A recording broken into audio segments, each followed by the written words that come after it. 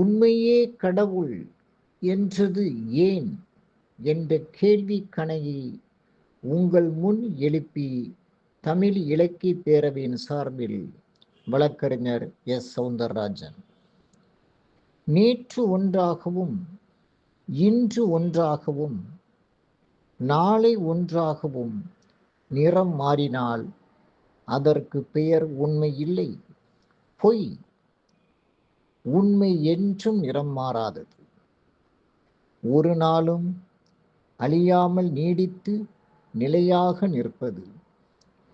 உண்மையான பாதையில் பயணிப்பவர்களுக்கு நீங்காத நிம்மதியும் அமைதியும் ஆனந்தமும் நிறைவாக வந்து சேரும். கடவுள் தத்துவமும் நிலையானது, மாறாதது, அழியாதது. அமைதியும் ஆனந்தமும் வழங்கும் வல்லமை வாய்ந்தது.